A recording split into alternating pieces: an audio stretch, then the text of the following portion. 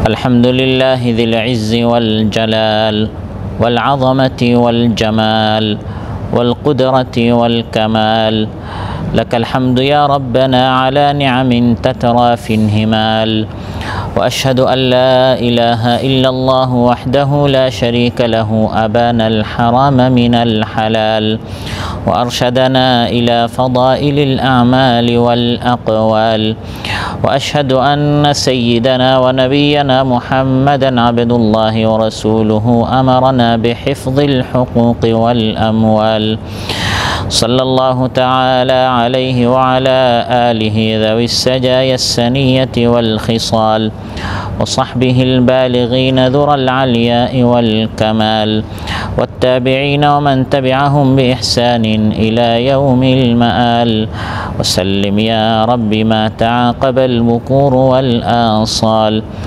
أما بعد، فأعوذ بالله من الشيطان الرجيم، بسم الله الرحمن الرحيم. ألم تر كيف ضرب الله مثلا كلمة طيبة كشجرة طيبة أصلها ثابت وفرعها في السماء تؤتي أكلها كل حين بإذن ربها، ويضرب الله الأمثال للناس لعلهم يتذكرون. ومثل كلمة خبيثة كشجرة خبيثة اجتثت من فوق الأرض ما لها من قرار। আল্লাহ তাআলা ইরশাদ করেন, তুমি কি দেখো না আল্লাহ তাআলা কিভাবে দৃষ্টান্ত দিয়েছেন। উত্তম কালিমা, কালিমায়ে তয়্যিবা, এর দৃষ্টান্ত হচ্ছে উৎকৃষ্ট সুন্দর বৃক্ষের মতো, যার মূল জমিনে সুদৃঢ়ভাবে স্থাপিত এবং তার শাখা প্রশাখা আকাশ পানে বিস্তৃত। তার রবের হুকুমে সর্বক্ষণ সে ফল দিয়েই যাচ্ছে। এভাবে আল্লাহ তাআলা মানুষদের সামনে দৃষ্টান্ত স্থাপন করেন যাতে করে তারা উপদেশ গ্রহণ করে। আর নিকৃষ্ট কালিমার দৃষ্টান্ত হচ্ছে নিকৃষ্ট মন্দ গাছের মতো, যা জমিনের উপরভাগ থেকে সমূলে এটা উঠিয়ে নেওয়া হয়, যার কোনো স্থিতি নেই, যেটা স্থিতিশীল হয় না। ইমাম মুসলিম শাখা কর্তৃক আয়োজিত আজকের এই তাফসীরুল কোরআন মাহফিলে উপস্থিত আমার প্রাণপ্রিয় ইমানদার কোরআন প্রিয় ভাইরা, সূরাত ইব্রাহিম থেকে 3টি আয়াত 24, 25 এবং 26 তিলাওয়াত করে এর সরল বাংলা অনুবাদ উপস্থাপন করলাম। এই 3টি আয়াতের আলোকে আল্লাহ তাআলা দুটি দৃষ্টান্ত স্থাপন করেছেন, কালিমায়ে তয়্যিবা এবং কালিমায়ে খাবিসা, উত্তম কালিমা এবং নিকৃষ্ট কালিমা। এই দুটি দৃষ্টান্ত সম্পর্কে এবং এ থেকে আমরা কি শিখলাম এই বিষয়ে আলোচনা উপস্থাপন করব ইনশাআল্লাহ। ওয়া মা তাওফীকি ইল্লা বিল্লাহ। সম্মানিত ভাইরা, আমরা যত কথা বলি এই কথাগুলো হয় ভালো হয় বা মন্দ হয়, হয় সওয়াবের হয় বা গুনাহের হয়, হয় এমন কালিমা, এমন শব্দ, এমন কথা যার ফলে আমরা পুরস্কৃত হই বা আমরা শাস্তির যোগ্য হই। রাসূল সাল্লাল্লাহু আলাইহি ওয়াসাল্লাম ইরশাদ করেন, কথা যদি বলতেই হয় তাহলে আমরা যেন সুন্দর কথা বলি, অন্যথায় আমরা যেন খামোশ থাকি। বুখারী মুসলিমের বর্ণনা, মান কানা ইউমিনু বিল্লাহি ওয়াল ইয়াউমিল আখির ফালিয়াকুল খায়রান আও লিয়াসমুত। আল্লাহ এবং পরকালে যার বিশ্বাস রয়েছে সে যেন হয় ভালো কথা বলে, না হয় সে যেন খামোশ থাকে, চুপ থাকে। কারণ চুপ না থেকে ভালো কথা না বলে তৃতীয় অপশন হচ্ছে মন্দ কথা বলা, কষ্টদায়ক কথা বলা, গুনাহের কথা বলা। গুনাহ হয় এমন শব্দ বলা, খাবিস শব্দ বলা। এই খাবিস, মন্দ, নিকৃষ্ট শব্দে বলার কারণে পুরস্কার তো হবে না, বরং উল্টা শাস্তির কারণ হবে। ফলে বুদ্ধিমানের কাজ হচ্ছে এইসব কথা উচ্চারণ না করা, এই সকল শব্দ জবান থেকে বের না করা। শব্দটি যদি সুন্দর হয়, শব্দটি যদি উত্তম হয়, এর দৃষ্টান্ত আল্লাহ তাআলা দিয়েছেন উত্তম একটি বৃক্ষের সাথে, সুন্দর একটি গাছের সাথে, অর্থাৎ খেজুর গাছের সাথে, খেজুরের গাছের সাথে সুন্দর শব্দ কালিমা তৈয়বার দৃষ্টান্ত আল্লাহ তাআলা দিয়েছেন।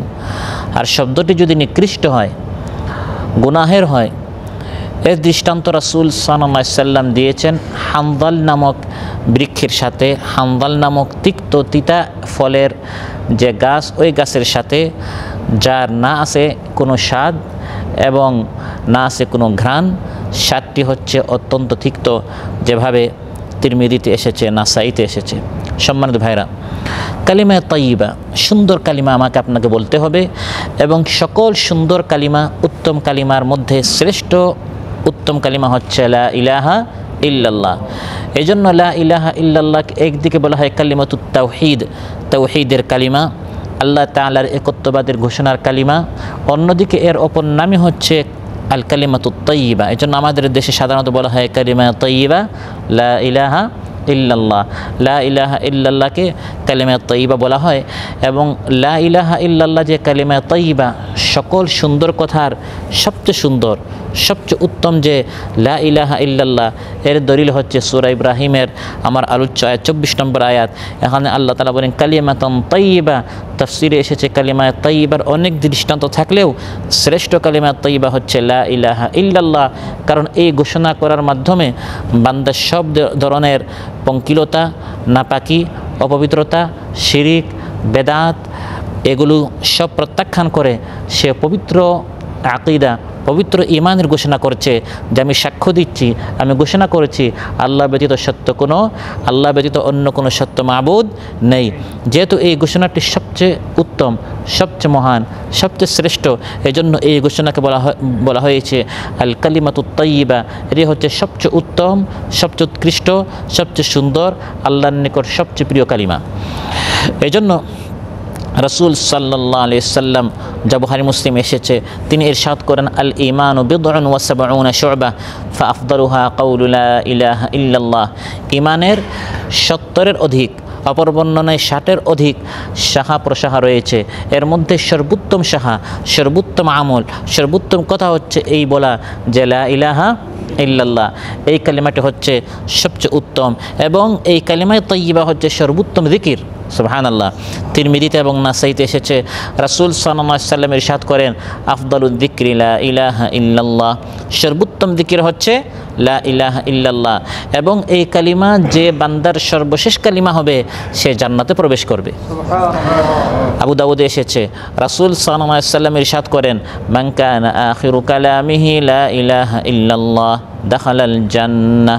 যে ব্যক্তির সর্বশেষ কালাম হবে এই কালিমায়ে তাইয়্যিবা, উত্তম কালিমা, উৎকৃষ্ট কালিমা, পবিত্র কালিমা, সুন্দর কালিমা, এই যে ব্যক্তির এই কালিমাটি সর্বশেষ কালাম হবে, সর্বশেষ কথা হবে, এই ব্যক্তি জান্নাতে প্রবেশ করবে। ইমাম হাসান বসরি রাহিমাহুল্লাহকে প্রশ্ন করা হলো যে কিছু মানুষ তো বলে মান ক্বালা লা ইলাহা ইল্লাল্লাহ দাখালাল জান্নাহ, লা ইলাহা ইল্লাল্লাহ বললেই জান্নাতে যাওয়া যায়, তাহলে আমরা একদিকে কালিমা তাইয়্যিবা বলবো, অন্যদিকে মন চাহে জিন্দেগি আমরা যাপন করব, আর কোনো চিন্তা নেই, জান্নাতে তো যাবই। তিনি বলেছেন না, এই হাদিসের অর্থ এটা নয়, বরং মান ক্বালা লা ইলাহা ইল্লাল্লাহ ওয়া আদ্দা হাক্কাহা ওয়া ফারদাহা দাখালাল জান্নাহ। কালিমা পড়ার পর, উত্তম কালিমা বলার পর যে ব্যক্তি এর হক আদায় করবে, কালিমাটি উত্তম হবে, এবং এই কালিমা অনুযায়ী তার আমলটাও উত্তম হবে, তার আকীদাও উত্তম হবে, তার দেখাটাও সুন্দর হবে, সুন্দর তাইয়্যিবা। যেমন কালিমা তাইয়্যিবা, দেখাটাও তাইয়্যিবা, সুন্দর পবিত্র হবে, শোনাটাও তার পবিত্র তাইয়্যিবা হবে, কোনো অপবিত্র জিনিস সে শুনবে না। সে যা গ্রহণ করবে, খাবে, তার মালটা, তার খাবারটাও কী হবে, তাইয়্যিবা হবে, পবিত্র হবে। এরকম পবিত্র জীবন যাপন করবে, লা ইলাহা ইল্লাল্লাহ অনুযায়ী যে ব্যক্তি জীবন যাপন করবে সেই ব্যক্তি জান্নাতে যাবে। এভাবে কালিমা তাইয়্যিবা অনুযায়ী যে ব্যক্তি জীবন যাপন করবে, পবিত্র কালিমা অনুযায়ী যে ব্যক্তি আমল করবে, কিয়ামতের দিন সে রাসূলুল্লাহ সাল্লাল্লাহু আলাইহি সাল্লামের সুপারিশ দ্বারা সে ধন্য হবে। সুবহানাল্লাহ। বুখারীতে এসেছে রাসূল সাল্লাল্লাহু আলাইহি সাল্লাম ইরশাদ করেন, তাকে প্রশ্ন করা হয়েছে মান আসাদুন নাসি বিশাফাআতিকা ইয়াউমাল কিয়ামা, হে হাবিব কিয়ামতের দিন আপনার সুপারিশ পেয়ে কোন ব্যক্তি সবচেয়ে বেশি ধন্য হবে? তিনি ইরশাদ করেছেন, মান ক্বালা লা ইলাহা ইল্লাল্লাহ খালিসান মিন কলবি, ইখলাসের সাথে, একনিষ্ঠতার সাথে, মহব্বতের সাথে, দিল থেকে যে ব্যক্তি কালিমা তাইয়্যিবা বলবে, পবিত্র এই কালিমাটি উচ্চারণ করবে, সে ব্যক্তি কিয়ামতের দিন আমার শাফাআত, আমার সুপারিশ পেয়ে সে ধন্য হবে। সুবহানাল্লাহ। এই কালিমা তাইয়্যিবা, পবিত্র কালিমাটি হচ্ছে সবচেয়ে ভারী, সবচেয়ে ওজনওয়ালা, সবচেয়ে ওজনদার কালিমা হচ্ছে এই কালিমাটি। যেরকম মুসনাদ আহমদে এসেছে, রাসূল সাল্লাল্লাহু আলাইহি ওয়াসাল্লাম ইরশাদ করেন, ফাইন্নাস সামাওয়াতি সাবআ ওয়াল আরদিনা সাবআ লাউ উদিআত ফি কিফা ওয়া উদিআত লা ইলাহা ইল্লাল্লাহ ফি কিফা লারাজাহাত বিহিন্না লা ইলাহা ইল্লাল্লাহ। 7 আসমান 7 জমিন যদি মিজানের কোন এক পাল্লায় রাখা হয় আর দ্বিতীয় পাল্লায় যদি লা ইলাহা ইল্লাল্লাহ রাখা হয়, তাহলে কালিমায়ে তাইয়্যিবা, পবিত্র কালিমা তাওহীদের এই বাণীটি আসমান জমিনের চেয়ে আরও বেশি ভারী হয়ে যাবে। সুবহানাল্লাহ। তাহলে আলোচ্য আয়াতে আল্লাহ তাআলা যে খেজুর গাছের মতো পবিত্র গাছের সাথে, বৃক্ষের সাথে তুলনা দিয়েছেন উত্তম কালিমা, এই উত্তম কালিমার মধ্যে সর্বোত্তম উত্তম কালিমা হচ্ছে, সবচেয়ে উত্তম পবিত্র কালিমা হচ্ছে লা ইলাহা ইল্লাল্লাহ। তারপর যত জিকির রয়েছে এগুলি সব হচ্ছে উত্তম কালিমা। সুবহানাল্লাহি ওয়া বিহামদিহি সুবহানাল্লাহিল আযীম, এটি কি মন্দ কালিমা না উত্তম কালিমা? এটি উত্তম কালিমা। রাসূল সাল্লাল্লাহু আলাইহি ওয়াসাল্লাম ইরশাদ করেন, কালিমাতানি খাফিফাতানি আলাল লিসান সাকিলাতানি ফিল মিজান হাবিবাতানি ইলার রহমান সুবহানাল্লাহি ওয়া বিহামদিহি সুবহানাল্লাহিল আযীম। সহিহ বুখারীর সর্বশেষ হাদিস, যে হাদিস পড়ে সাধারণত যারা আলিম হন, এই হাদিস হচ্ছে বুখারীর সর্বশেষ হাদিস।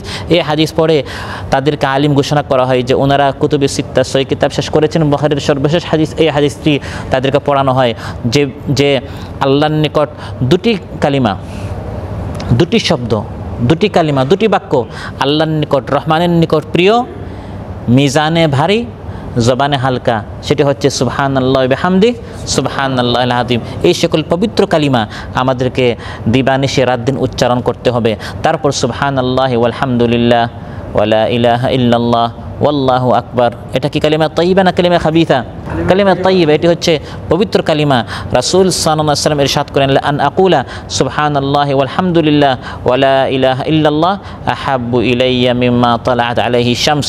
সূর্য যত কিছুর উপর উদিত হয়, গোটা জমিন যদি আমাকে দেওয়া হয়, সূর্য উদিত হয়ে গোটা জমিনের উপর, পুরা জমিন যদি আমাকে দেওয়া হয়, এর থেকে আমার নিকট বেশি প্রিয় হচ্ছে এই কালিমায়ে তাইয়্যিবা, এই পবিত্র কালিমাটি পড়া। সেটি হচ্ছে সুবহানাল্লাহ ওয়াল হামদুলিল্লাহ ওয়া লা ইলাহা ইল্লাল্লাহ ওয়াল্লাহু আকবার। এভাবে কালিমায়ে তাইয়্যিবা থেকে শুরু করে যত যে সকল শব্দ উচ্চারণ করলে রবের কথা স্মরণ হয়, রবের জিকির হয়, এগুলো সব হচ্ছে কালিমা তাইয়্যিবা।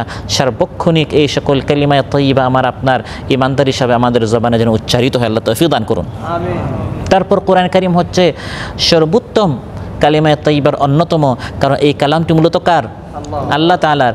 আল্লাহ তাআলা এই কালামটি নিজে পাঠ করেছেন, তারপর জিবরিল আলাইহিস সালাম তিলাওয়াত করেছেন, তারপর রাসূল সাল্লাল্লাহু আলাইহি ওয়াসাল্লাম তিলাওয়াত করেছেন। এর থেকে উত্তম কালিমা আর কি হতে পারে? এর থেকে উত্তম কালাম আর কি হতে পারে? অতএব এই কালিমায়ে তাইয়্যিবা, এই পবিত্র কালাম আমাকে আপনাকে সবসময় তিলাওয়াত করতে হবে। ওয়ামান আসদাকু মিনাল্লাহি কিলা ওয়ামান আসদাকু মিনাল্লাহি হাদিসা কুল সাদাকাল্লাহ। আল্লাহ তাআলা বলেন, আল্লাহর চেয়ে উত্তম কথা, শ্রেষ্ঠ কথা, সত্য বাণী আর কার হতে পারে? আল্লাহর কথাই হচ্ছে সবচেয়ে উত্তম, আল্লাহর কথাই হচ্ছে সবচেয়ে সত্য। সুবহানাল্লাহ। সবচেয়ে সত্য কালিমা তাইয়্যিবা, পবিত্র কালাম হচ্ছে আল্লাহর কালাম। তারপর আল্লাহর দিকে দাওয়াত দেওয়া। আপনি আল্লাহর দিকে যখন দাওয়াত দিতে যাবেন, কোরআন সুন্নাহর পাশাপাশি নিজের পক্ষ থেকে অনেক কথা বলতে হয় যে ভাই আসেন, এশারের ওয়াক্ত হয়ে গেছে, আসেন না আপনি মসজিদের দিকে। এই যে কথাটা আপনি বলছেন, এটা কি কালিমা তাইয়্যিবা না কালিমা খাবিসা? এটি হচ্ছে কালিমা তাইয়্যিবা। এগুলো সব পবিত্র কালাম। বরং কোরআনে সরাসরি আল্লাহ বলছেন যে সর্বশ্রেষ্ঠ উত্তম পবিত্র কালাম হচ্ছে ওয়ামান আহসানু কাওলাম মিম্মান দাআ ইলাল্লাহ। যে ব্যক্তি আল্লাহর দিকে আহ্বান করে, এর কালাম হচ্ছে, এর কথা হচ্ছে সবচেয়ে উত্তম। সুবহানাল্লাহ। পবিত্র কালিমা, পবিত্র কথা, পবিত্র শব্দ আপনি ব্যবহার করছেন, আপনি মানুষদেরকে আহ্বান করেছেন কার দিকে? কোনো ব্যক্তির দিকে নয়, কোনো গোষ্ঠীর দিকে নয়, কোনো দলের দিকে নয়, কোনো পীরের দিকে নয়, কোনো মানুষের দিকে নয়, বরং দাআ ইলাল্লাহ, মানুষ যখন অন্য মানুষকে আল্লাহর দিকে আহ্বান করে, এই আহ্বান করার সময় সে যে সকল কালিমা, যে সকল শব্দ সে ব্যবহার করে, এটি হচ্ছে পবিত্র কালাম, এটি হচ্ছে পবিত্র কথা। সুবহানাল্লাহ। তারপর মুআজ্জিন সাহেব যখন ধ্বনি প্রতিধ্বনিত হয় তার জবান থেকে, আল্লাহু আকবার, আল্লাহু আকবার, আশহাদু আল্লা ইলাহা ইল্লাল্লাহ, আশহাদু আন্না মুহাম্মাদুর রাসূলুল্লাহ, হাইয়া আলাস সালাহ, তিনি আহ্বান করেছেন নামাজের দিকে, হাইয়া আলাল ফালাহ, আহ্বান করেছেন কল্যাণের দিকে, কামিয়াবির দিকে। এটিও হচ্ছে কালিমাতুন তাইয়্যিবা, সর্বোত্তম পবিত্র কালাম, কারণ তিনি আযানের মাধ্যমে গোটা এলাকাবাসীকে তিনি আহ্বান করেছেন আল্লাহর দিকে। সুবহানাল্লাহ। এভাবে একজন মুআজ্জিন, একজন দাঈ আল্লাহ, একজন জিকিরকারী, একজন কোরআনের তিলাওয়াতকারী, এভাবে নানাভাবে নানা ধরনের কথা রয়েছে। এই সকল কথাগুলোর মাধ্যমে আমাকে আপনাকে উত্তম কথাগুলো বাছাই করে করে উত্তম সুন্দর সুন্দর কথা আমাকে আপনাকে বলতে হবে। জবানটি আল্লাহ দিয়েছেন কালিমা তাইয়্যিবা বলার জন্য, কালিমা খাবিথা বলার জন্য নয়। আমাদের অনেকেই আছে বলে, ভাই আমার জবানটা নষ্ট করিয়েন না, আপনি কিন্তু এখন আমার গালি শুনেন নাই, বলে কি না, মানে ফখর করে সূরা একটা মুখস্থ নাই, কিন্তু বলে আপনি এখন আমার গালির লিস্ট শুনেন। এই গালির লিস্টটা কালিমা তাইয়্যিবা না কালিমা খাবিথা? কালিমা খাবিথা, এগুলো খাবিথ কালিমা, মন্দ অনেক শব্দ মুখস্থ, কিন্তু জিকির লা ইলাহা ইল্লাল্লাহ সুবহানাল্লাহ এই 2-3টা ছাড়া আর কোনো জিকির মুখস্থ নাই।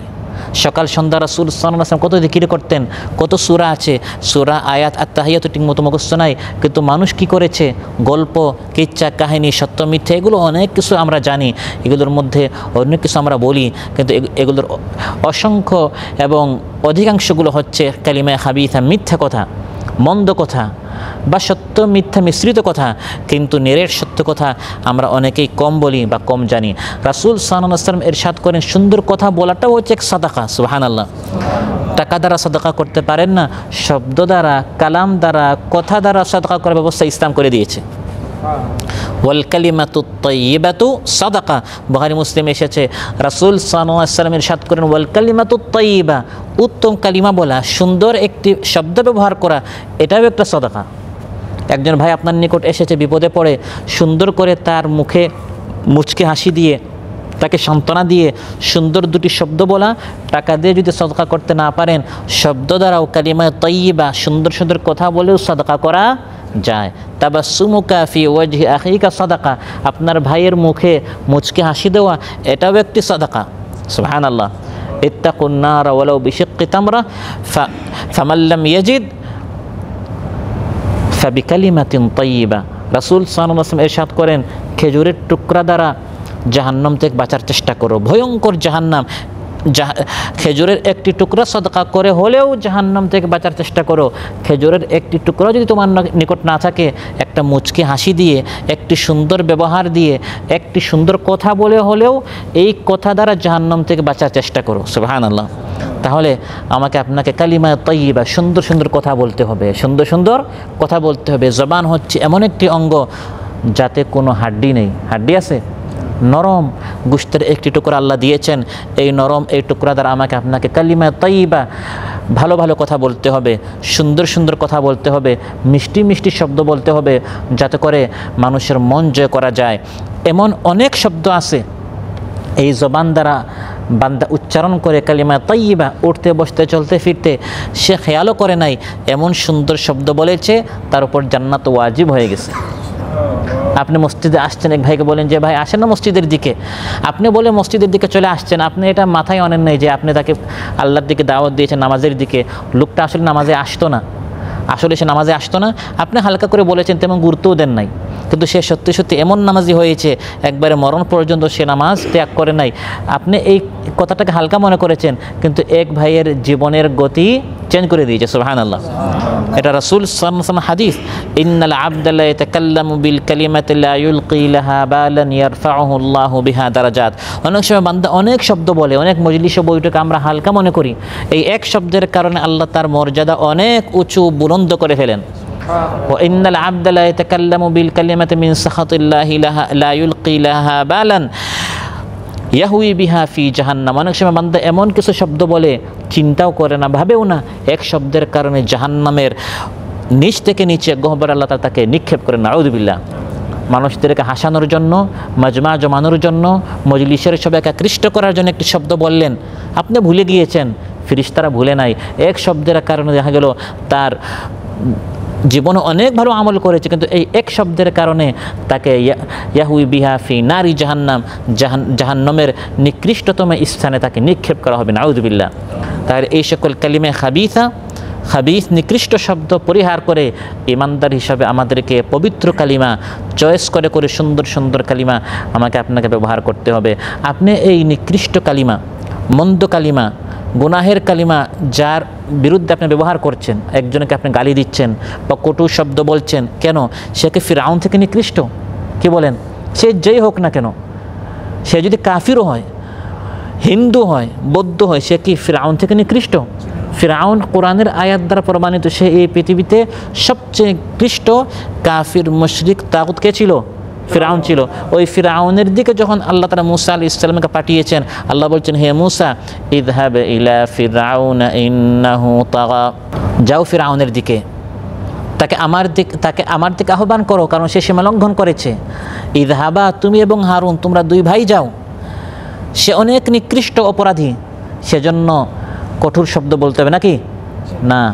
ফাকুলা লাহু কাওলাল লাইয়িনাল লাআল্লাহু ইয়াতাযাক্কারু আও ইয়াখশা, ফিরআউনের নিকট গিয়ে আমার ইসলামের দিকে তাকে আহ্বান করার সময় মিষ্টি মিষ্টি নরম নরম কথা বলো, হতে পারে লাআল্লাহু ইয়াতাযাক্কার, সে উপদেশ গ্রহণ করে ফেলতেও পারে বা তার দিলটাও নরম হয়ে যেতে পারে। সুবহানাল্লাহ।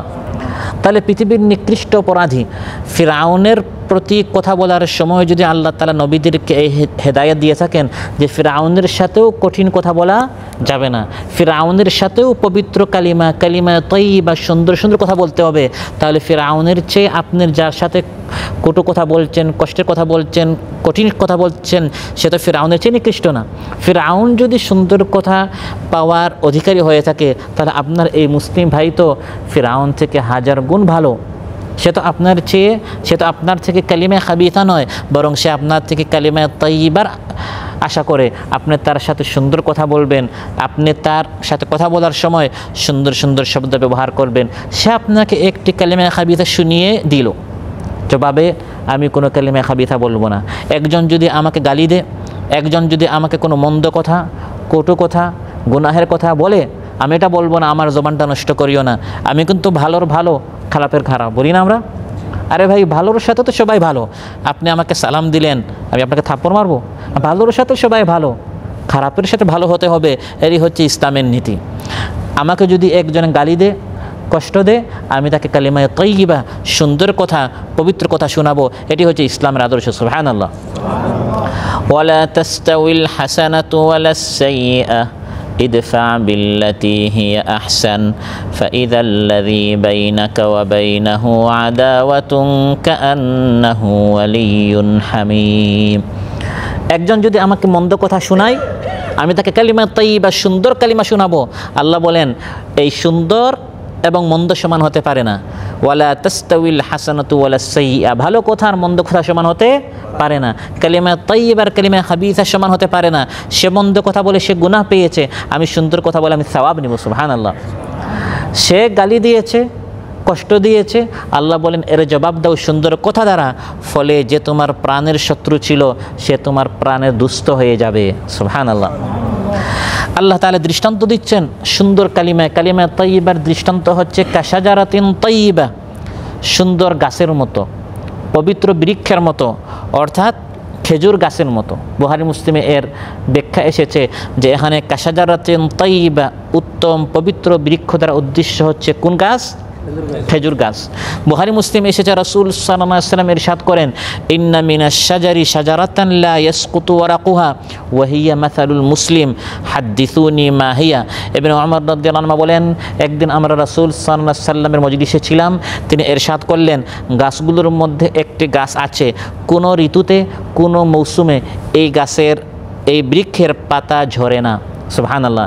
এত ভালো, এত সুন্দর, এত শক্তিশালী একটি গাছ যে এর পাতাগুলো কোনো মৌসুমে, ঠান্ডায়, গরমে, গ্রীষ্মকালে, কোনো কালে, কোনো ঋতুতে, কোনো মৌসুমে, কোনো অবস্থায় এর পাতাগুলো কে হয় না? ঝরে না। হে সাহাবীরা, তোমরা আমাকে বলো এটি কোন গাছ? এই গাছ হচ্ছে মাসালুল মুসলিম, মুসলমানের মতো। সুবহানাল্লাহ। ইমানদাররা যেমন অটল থাকে, অনড় থাকে, নড়বড়ে হয় না, স্থিতিশীল হয়, ঠিক তেমনিভাবে এই গাছটাও কোনো ঋতুতে কোন মৌসুমে তার পাতাগুলো ঝরে পড়ে না।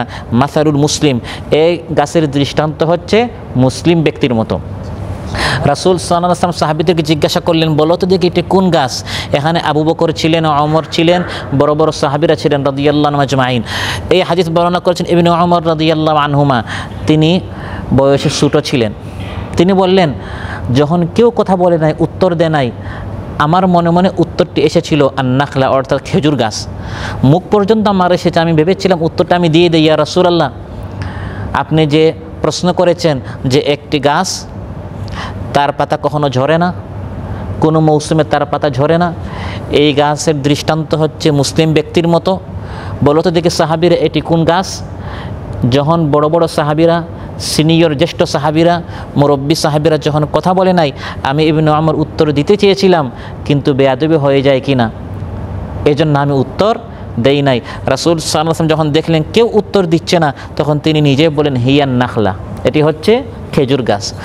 মজলিস থেকে বের হয়ে যাওয়ার সময় আমি আমার বাবা ওমর রাদিয়াল্লাহু আনহু বললাম, বাবা উত্তরটা কিন্তু আমি জানতাম, উত্তরটা কিন্তু আমি জানতাম, কিন্তু আপনারা মুরব্বীরা কথা বলেন নাই বিধায় বেয়াদবি হয়ে যাবে, আমি উত্তর দেই নাই। এটি বুখারীর বর্ণনা, বানানো কোনো ঘটনা নয়। ওমর রাদিয়াল্লাহু তখন বললেন, তার ছেলেকে বলছেন, লা ইন তাকুনা কুলতাহা আহাব্বু ইলাইয়া মিন কাযা ওয়া কাযা, আই মিন হুমুরিন নাম। হে আমার ছেলে, তুমি যদি তখন উত্তরটা দিয়ে দিতে, লাল উটের চেয়ে এটা আমার নিকট বেশি দামি হতো। সুবহানাল্লাহ। লাল উট সেই জামানায় সবচেয়ে দামি জিনিস ছিল। লাল উট যদি কেউ দিত, এর চেয়ে আমার নিকট বেশি দামি হতো যদি তুমি তখন এই উত্তরটা দিয়ে দিতে। কারণ ছেলের কারণে বাবার কি আছে, একটা মর্যাদা বাড়তো। যে উত্তরটা কে দিয়েছে? ওমরের ছেলে। সুবহানাল্লাহ। এখন অনেক কম মানুষ বলে আব্দুল্লাহ বিন ওমর, সবাই কি বলে? ইবনে ওমর, ওমরের ছেলে। ওমর রাদিয়াল্লাহু মাধ্যমে ছেলের মর্যাদা অনেক বেড়ে গেছে। আর বলা যায় না, ইবনে আব্বাস রাদিয়াল্লাহু আনহুকে যেরকম মহানবী সাল্লাল্লাহু আলাইহি ওয়াসাল্লাম দোয়া দিয়েছেন, আল্লাহুম্মা ফাক্কিহু ফিদ্দীন ওয়া আল্লিমহু তাউইল, হে আল্লাহ ইবনে আব্বাসকে তাফসীর শিখাও। এবং আল্লাহর নবীর দোয়ার বরকতে তিনি ছিলেন রাইসুল মুফাসসিরিন। হে ইবনে ওমর, হে আমার ছেলে, যদি তুমি উত্তরটা দিয়ে দিতে, হতে পারে ইবনে আব্বাসের মতো আল্লাহর নবী তোমার জন্য একটা দোয়া দিয়ে দিতেন, এবং এই দোয়ার ফলে তুমি অনেক বড় মর্যাদা, অবশ্যই তারও মর্যাদা অনেক উঁচু। হাদিস জগতে সবচেয়ে বেশি যে কয়েকজন সাহাবী হাদিস বর্ণনা করেছেন, তার অন্যতম একজন হচ্ছে হযরত ইবনে ওমর রাদিয়াল্লাহু আনহুমা। কিন্তু বাবারা চাইতেন ছেলেরা যেন দুনিয়াতে না, ইলমের জন্য তারা অগ্রবর্তী হন। সুবহানাল্লাহ। এবং ছেলেদেরকে তারা এই সকল দিনে মাজমায় আনতেন, যে ছেলেরাও শিখুক, শুনুক। বড়দের মতো 10টা কথা যদি সে স্মরণ রাখতে না পারে, 10টার মধ্যে 8টা, 5টা, 3টা কথাও যদি স্মরণ রাখে, অনেক সময় বড়দের আগে যারা ছোট আছে তারা অনেক বেশি কথা স্মরণ রাখতে পারে। যেমন ইবনে ওমর রাদিয়াল্লাহু আনহু এই হাদিস দ্বারা এটা প্রমাণিত। এই জন্য ইবনে ওমর রাদিয়াল্লাহু আনহুমা তিনি এই হাদিস বর্ণনা করেছেন এবং এর মাধ্যমে আমাদেরকে উৎসাহিত করেছেন যে আমরা যেন ইলমের প্রতি আমাদের যেন এই তরফটি, আমাদের যেন এই উৎসাহটি, আমাদের এই মহব্বতটি যেন থাকে। যাই হোক, তো খেজুর গাছকে মহানবী সাল্লাল্লাহু আলাইহি সাল্লাম দৃষ্টান্ত দিয়েছেন উত্তম কালিমার সাথে। বলেছেন উত্তম কালিমা হচ্ছে কোন গাছের মতো? খেজুর গাছের মতো। খেজুর গাছ শুধু ভালো কিছুই উপহার দেয়, খেজুর গাছ থেকে কোনো মন্দ কিছু পাওয়া যায় না। খেজুর গাছ যা দেয় সবই ভালো। তেমনি ইমানদার ব্যক্তি শুধু ভালো কাজই করে, তার কাছ থেকে শুধু ভালো কাজই আসমানে যায়। ইমানদার ব্যক্তি যা বলে, যা করে, যা শুনে তা আল্লাহর নিকট যায়। উপরে যা যায় এগুলি সব ভালো। সে ভালো কথা, ভালো কাজ করেই যেতে থাকে। সুবহানাল্লাহ। খেজুর গাছ সম্পর্কে আল্লাহ তাআলা বলেন, আসলুহা সাবিতুন ওয়া ফারউহা ফিস সামা। খেজুর গাছের কাণ্ড, মূল যেমন মজবুত হয়, সুউচ্চ এবং শিকড় মাটির গভীরে পতিত, ঝর্ণা থেকে সেগুলো সিক্ত হয়। অর্থাৎ জমিনের নিচ থেকে, ঝর্ণা থেকে এই খেজুর গাছের পানিগুলো আসে। খেজুর গাছের পানি একবারে ভূগর্ভস্থ, অর্থাৎ জমিনের একবারে নিচে যে ঝর্ণা আছে সেখান থেকে এই খেজুরের মূলে পানিটি পৌঁছে এবং সেখান থেকে সে সিক্ত হয়। গভীর শিকড়ের কারণে এই গাছটি এত শক্ত হয় যে কঠিন বাতাসে, দামকা বাতাসে ভূমিসাৎ হয়ে যায় না। সুবহানাল্লাহ। ইমানদারের কালিমায়ে তাইয়্যিবাও তেমন মজবুত এবং অনর শিকড় বিশিষ্ট। দুনিয়ার বিপদ আপদ একে টলাতে পারে না। খেজুর গাছ যেরকম তার শিকড়টি মজবুত হয়, ইমানদারের ইমানটাও তেমন কি হয়?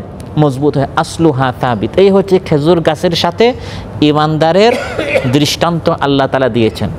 ইমানদার ব্যক্তির ইমানটি নড়বড়ে হয় না। যেরকম খেজুর গাছটি ধাক্কা মারলে ফেলা যায় না, খেজুর গাছটি শক্তিশালী। আসলুহা সাবিত। আল্লাহ বলেন খেজুর গাছের মূলটি অত্যন্ত সুদৃঢ় হয়, সুস্থিতি হয়। ঠিক তেমনিভাবে ইমানদারের ইমানও মজবুত হয়। ঝড় তুফান আসে, বন্যা আসে, প্লাবন আসে, টর্নেডো আসে, তার ইমানের উপর তাকে নানা ধরনের হুমকি ধামকি দেয়া হয়। দুনিয়া দ্বারা তাকে বিভিন্ন ধরনের লোভ দেখানো হয়, কিন্তু সে ইমানের প্রশ্নে সে কখনো মাথা নত করে না। সুবহানাল্লাহ। খেজুর গাছের মতো ধাক্কা মারলেই পড়ে যায় না। ঠিক তেমনিভাবে ইমানদার ব্যক্তিকে সামান্য ভয় দেখানো হলে বা সামান্য তাকে দুনিয়ার লোভ দেখালেই সে ইমান থেকে ফিরে আসে না, বরং এই ইমানের উপর খেজুর গাছের মতো সে স্থিতিশীল হয়। সুবহানাল্লাহ। وكأي من نبي قاتل معه ربيون كثير فما وهنوا لما أصابهم في سبيل الله وما ضعفوا وما استكانوا والله يحب الصابرين। আল্লাহ তাআলা বলেন আগের অনেক নবীরা, তাদের সাথে অনেক আল্লাহওয়ালা, অনেক রাব্বানি তারা জিহাদ করেছেন, সংগ্রাম করেছেন। বিপদ আপদ মুসিবত এসেছে, খেজুর গাছের মতো তারা অটল ছিলেন, অনড় ছিলেন, দুর্বল হন নাই, থেমে যান নাই, পিছপা হন নাই, পৃষ্ঠ প্রদর্শন করেন নাই, বরং তারা তাদের মিশন চালিয়ে গিয়েছেন। সুবহানাল্লাহ। ইমানদার ব্যক্তি আলুচ্চায়ত আল্লাহ তাআলা বলেন খেজুর গাছের মতো। তারপর খেজুর গাছ যেমন ভূপৃষ্ঠ থেকে ঊর্ধ্বে থাকার কারণে এর ফল ময়লা আবর্জনা থেকে মুক্ত হয়, তেমনি মুমিনগণ পবিত্র এবং পরিচ্ছন্ন হয়। ইমানদার ব্যক্তি পবিত্র হয়, ইমানদার ব্যক্তি পরিচ্ছন্ন খেজুর গাছের মতো। আত-তুহুরু শাত্রুল ঈমান। তাহারাত হচ্ছে ইমানের অর্ধেক। ইমানদারেরা দুনিয়ার নোংরামি থেকে সবসময় দূরে সরে থাকেন। যেমন ভূপৃষ্ঠের ময়লা আবর্জনা উঁচু বৃক্ষকে স্পর্শ করতে পারে না। দুনিয়ার এই সামান্য পাথেয়, দুনিয়ার সামান্য লোভ লালসা ইমানদার ব্যক্তিকে, এই দুনিয়ার নিকৃষ্ট কোনো লোভ লালসা, দুনিয়ার কোনো নোংরা, এগুলো ইমানদার ব্যক্তিকে প্রতারিত করতে পারে না, তার লক্ষ্য থেকে তাকে লক্ষ্যচ্যুত করতে পারে না। সে তার টার্গেট রেখেছে আমি জান্নাতে যেতে চাই। এই দুনিয়ার কোনো ক্ষণস্থায়ী জীবন, এগুলো ইমানদার ব্যক্তিকে জান্নাত নামক এই টার্গেটচ্যুত তাকে করতে পারে না। একদল শহীদ হয়ে গেছে, আরেক দল শহীদ হওয়ার প্রতীক্ষায় আছে। সুবহানাল্লাহ। মিনাল মুমিনিনা রিজালুন সাদাকু মা আহাদুল্লাহ আলাইহি ফামিনহুম মান কাদা নাহবা ওয়া মিনহুম মান ইয়ানতাযিরু ওয়া মা বাদদালু তাবদীলা। তারপর খেজুর গাছের এই হচ্ছে প্রথম দিক, প্রথম দৃষ্টান্ত। আল্লাহ বলেন যে খেজুর গাছের মূলটা জমিনে হালকা হয় না, বরং কি হয়? শক্তিশালী, সুদৃঢ় হয়। ইমানদারের ইমানটা এভাবে মজবুত হয়। দ্বিতীয় দিক হচ্ছে যে খেজুর গাছের ওয়াফারউহা ফিস সামা, খেজুর গাছের শাখা উচ্চতায় আকাশ পানে ধাবমান হয়। খেজুর গাছ অনেক উঁচু হয় না নিচু হয়? অনেক উঁচু হয়। খেজুর গাছের শাখা প্রশাখাগুলো আকাশ পানে বিস্তৃত হয়। ঠিক তেমনিভাবে ইমানদারের ইমানের ফলাফল অর্থাৎ সৎকর্মও তেমনি আকাশের দিকে উত্থিত হয়। ইমানদার ব্যক্তির আমল টুকটাক হয় না, বরং ইমানদারের আমল এত বেশি হয় যেরকম আসমানের অনেক উঁচু পর্যন্ত খেজুর গাছের শাখা প্রশাখা ডাল পাতাগুলো উত্থিত হয়ে থাকে, বিস্তৃত হয়ে থাকে। ইমানদারের পক্ষ থেকে আল্লাহ পর্যন্ত নেক আমল এভাবে একের পর এক যেতেই থাকে। সুবহানাল্লাহ। ইলাইহি ইয়াসআদুল কালিমুত তাইয়্যিবু ওয়াল আমালুস সালিহু ইয়ারফাউ। আর তৃতীয় যে দৃষ্টান্ত আল্লাহ দিচ্ছেন খেজুর গাছের সাথে ইমানদারের, তুতি উকুলাহা কুল্লা হিনিম বিইذনি রাব্বিহা। খেজুর গাছের ফল সব সময় সর্বাবস্থায় খাওয়া যায়। খেজুর গাছের ফল সব সময় সর্বাবস্থায় খাওয়া যায়। ইমানদারের সৎকর্মও তেমনি সব সময় সর্বাবস্থায় এবং সব মৌসুমে অব্যাহত রয়েছে। ইমানদারেরা শুধু রমজানে কাজ করে এমন নয়, শুধু মসজিদে নেক আমল করে এমন নয়, শুধু ঠান্ডা আসলে বা গরম আসলে এমন নয়। খেজুর গাছ তুতি উকুলাহা কুল্লা হিনিম বিইذনি রাব্বিহা, সব মৌসুমে যেরকম খেজুর গাছের ফল পাওয়া যায়, ইমানদারের সুন্দর সুন্দর কালিমা, সুন্দর কথা, সুন্দর কাজ, এর দ্বারা জাতি উম্মত সব সময় উপকৃত হয়। সুবহানাল্লাহ। ইমানদার হচ্ছে এভাবে খেজুর গাছের মতো। আল্লাহ তাআলা বলেন ওয়ায়াদরিবুল্লাহুল আমসালা লিন্নাস লাআল্লাহুম ইয়াতাযাক্কারুন, এভাবে আল্লাহ তাআলা সুন্দর সুন্দর দৃষ্টান্ত মানুষের সামনে উপস্থাপন করেন যাতে করে মানুষ উপদেশ নেয়, উপদেশ গ্রহণ করে। এ সকল দৃষ্টান্ত কোরআনের মধ্যে আল্লাহ দেন। দৃষ্টান্ত দিলে বিষয়টা বোঝা কী হয়? সহজ হয়। কোরআনের দৃষ্টান্তগুলো বোঝার জন্য আমাদের চেষ্টা করতে হবে। এটাও একটা দৃষ্টান্ত। আল্লাহ তাআলা সরাসরি না বলে খেজুর গাছের সাথে এবং তিক্ত হান্দাল গাছের সাথে সুন্দর কালিমা এবং অসুন্দর কালিমা দৃষ্টান্ত দিয়েছেন। একজন ইমাম যখন তার সামনে কোরআনের কোনো দৃষ্টান্ত দেওয়া হতো এবং তিনি বুঝতেন না, তিনি কান্না করতেন এবং বলতেন, আল্লাহ বলেন ওয়া মা ইয়াকিলুহা ইল্লাল আলিমুন, কোরআনের দৃষ্টান্ত আলিমরাই বুঝে, আমি এই দৃষ্টান্ত কেন বুঝতে পারছি না? তাহলে আমি আলিম হতে পারলাম না। এই জন্য কোরআনের যে সকল মিসাল এক্সাম্পল দৃষ্টান্ত আল্লাহ দিয়েছেন, এগুলো আল্লাহ তাআলা অযথা দেন নাই। অবশ্যই এখানে কোনো শিক্ষা আছে বিধায় আল্লাহ তাআলা এই দৃষ্টান্ত দিয়েছেন।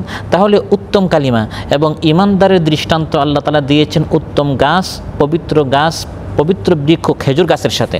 তারপর অনুত্তম, মন্দ, গুনাহের যে সকল শব্দ আছে, কথা আছে, এর দৃষ্টান্ত আল্লাহ তাআলা দিচ্ছেন একটি অপবিত্র, একটি মন্দ বৃক্ষের সাথে।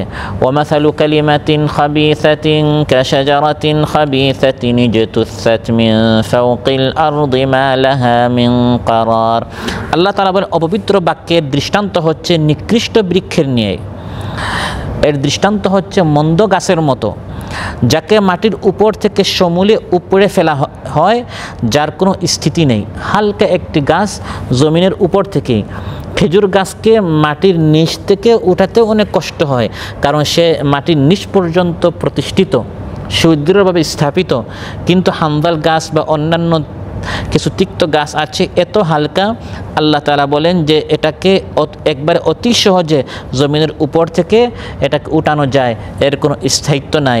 কাফির যখন, মুশরিক যখন জমিন থেকে চলে যায় এবং সে গোটা জীবনে খারাপ কথা বলেছে, মন্দ কথা বলেছে, সে চলে যাওয়ার সঙ্গে সঙ্গে তাকে মানুষ ভুলে যায়। সে দুনিয়াতে এমন কোনো ভালো জিনিস, ভালো কথা রেখে যায় নাই যে খেজুর গাছের মতো যুগ যুগ ধরে মানুষ তাকে স্মরণ করবে। সে যদি কোনো কিছু রেখে যায়, সেগুলো মন্দ কথা, মানুষ তাকে মন্দ বলে স্মরণ করে, আর ভালো বলে তাকে স্মরণ করার মতো সে কোনো কিছু রেখে যায় নাই। সে যদি কোনো ভালো কথা, ভালো কোনো কাজ করেও থাকে, ওই হাম্বাল গাছের মতো, এর কোনো স্থায়িত্ব নেই, এক ধাক্কা এটা উপরে চলে যায়, যেটা আল্লাহ তাআলা বলেছেন যে আমি ধূলিকণার মতো তাদের সব আমল উড়িয়ে দিব। এর কোনো স্থায়িত্ব নাই, এটার কোনো ঈমান নাই, এটার কোনো মূল ভিত্তি নাই, ফাউন্ডেশনটা মজবুত নয়, কারণ তারা মন্দ কথা বলার কারণে তাদের ভিতরে ঈমান নাই, বিশুদ্ধ আকীদা না থাকার কারণে।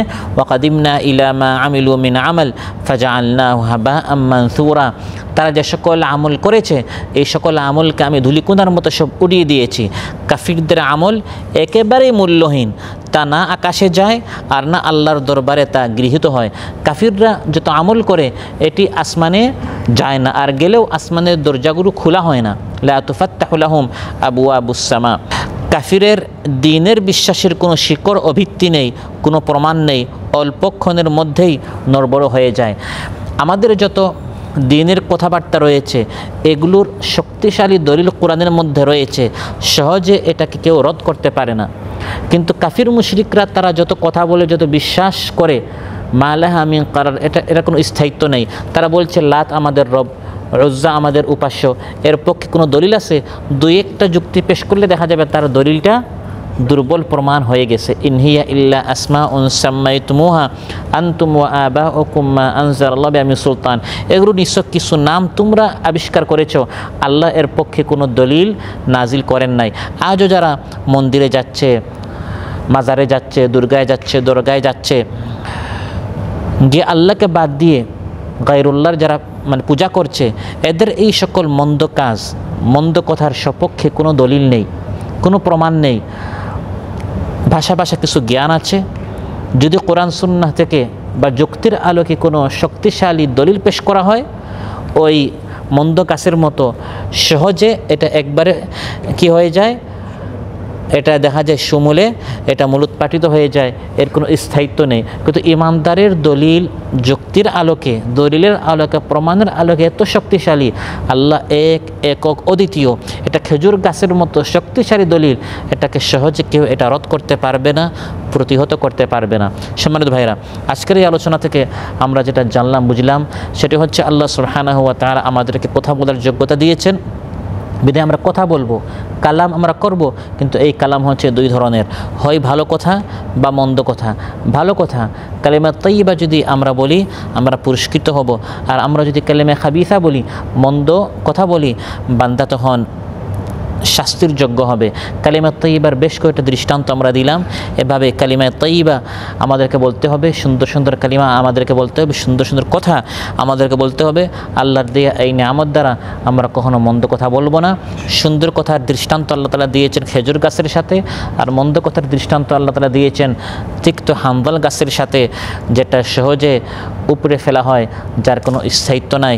ইমানদার ব্যক্তি সে নিজে ভালো কাজ করে এবং সমাজের মধ্যে সে এমন কিছু ভালো কাজ করে যায়, সে দুনিয়া থেকে চলে যাওয়ার পর মানুষ তাকে স্মরণ করে খেজুর গাছের মতো, যুগ যুগান্তরে তার কথা, তার স্মৃতিগুলো মানুষের স্মৃতিতে স্মরণ থাকে, যে লোকটি এই সকল পবিত্র কথা বলতো, পবিত্র কাজ করত। ফলে মানুষ তার এই কথায় উপকৃত হয়, তার কাজে মানুষ উপকৃত হয়। আল্লাহ সুবহানাহু ওয়া তাআলা আমাদের সবাইকে বেশি বেশি করে কালিমা তাইয়্যিবা বলার তৌফিক দান করুন। মানুষের কল্যাণার্থে, মানুষের উপকারে আসে এই ধরনের ভালো ভালো সুন্দর সুন্দর কথা যেন আমরা বলতে পারি। মানুষ কষ্ট পায় এমন কালিমা খাবিসা থেকে আল্লাহ তাআলা আমাদের সবাইকে হেফাজত করুন। গীবত করা, অন্যের দুশ্চর্চা করা, গোয়েন্দাগিরি করা, গালাগালি করা, এই সকল খাবিস কালিমাগুলো থেকে আল্লাহ তাআলা আমাদের সবাইকে হেফাজত করুন।